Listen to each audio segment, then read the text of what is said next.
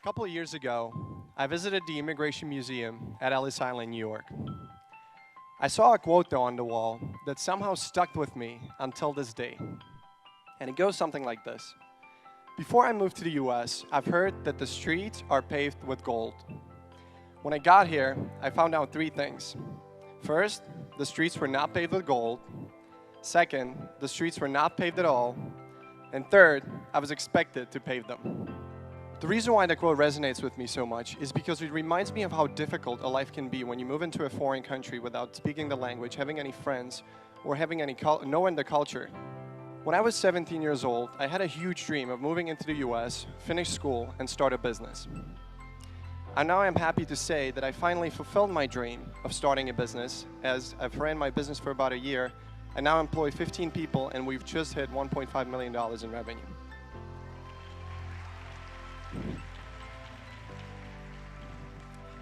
I'm not the most seasoned entrepreneur out there, but I do want to share three key pieces of advice that have helped me succeed as a college entrepreneur. The number one thing to starting any business is to find a problem. Might sound easier than it is, but finding a problem is the key ingredient to starting any business. Now you might wonder, how do I find a problem? Well, start with yourself. Start with your hobbies and the things you like to do. Do you like traveling? Do you like sports? Do you like video games? Either one of these things, there's a bunch of challenges that surround that particular hobby that might be waiting for your business idea. When you do come up with a solution, you want to talk to the community and your friends and see if they would use it, if they would like that business, and how much they would pay for it. Once you get to that point, you've got something. When I was a sophomore in college, I was approached by a friend of mine who's asked me to buy an Under Armour t-shirt for him here in the US and ship it to the Czech Republic. I didn't really understand why he's asking me to do this, so I started doing some research. It turns out there's a lot of businesses here in the States that don't ship products internationally or don't accept foreign payments. On the other hand, I knew there's millions of people that don't have access to the same products. And so I started a business. I paid a friend of mine $100 to create a very basic website for me that would basically explain to people how to buy from the US, and I would ship it to them overseas. I ran that business for a couple months, and it wasn't until 4 months before graduation where I've heard of the FAU business plan competition and the $250,000 prize pool that you can win. At that point, I knew I'm in. The problem was, I had no idea how to write a business plan or how to present in front of a large audience.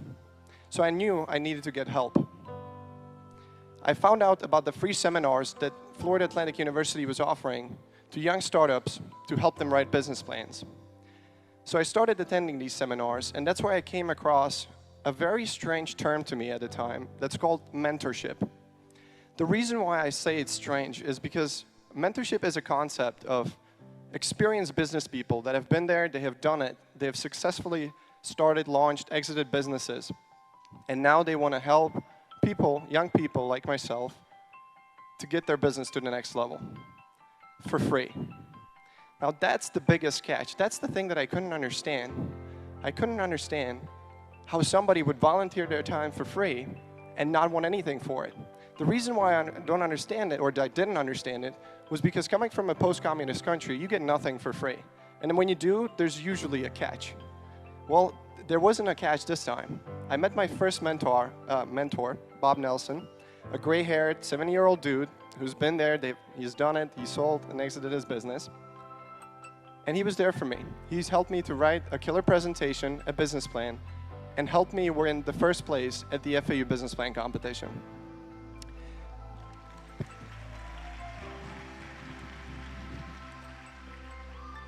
Before I knew it, I was approached by the FAU to represent them at the statewide collegiate competition up in Orlando. Before I knew it, I was standing up on stage right next to every single major university in the state of Florida, competing for the state championship. I told the judges my story. I told them how a friend of mine has approached me with a problem. I came up with a solution, and I had an existing problem and an existing business that would solve this problem. They loved it so much that they thought that FAU and me should win the first place in the collegiate statewide competition. And that was a great feeling. That was one of my best accomplishments so far. And at that point, I knew there's no going back. I've joined the FAU Tech Runway Accelerator program that is designed to help young companies and young people like me to succeed in their business. And that's exactly what they've done for me.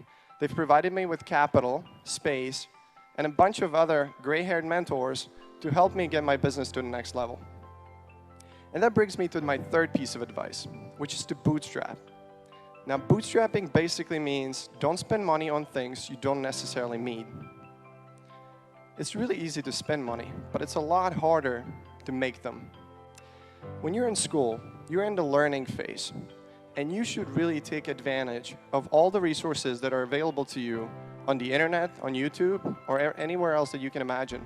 You can learn the basics of basically any business online by yourself, and you don't have to spend tons of money doing it.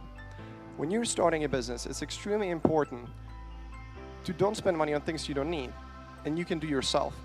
When you get to the point where you validate the business, you validate your concept, and you know that you can move forward, at that point, you can start spending as much money as you want, but you can have intelligent conversation with those people because you'll know the basic Photoshop, basic accounting, basic sales and marketing. You'll know all those, and that's what helps you. The last thing that I want you to remember is to don't be afraid if it doesn't work out the first time. Thomas Edison was once asked if he was okay with the fact that he's failed 1,000 times before he's developed a light bulb.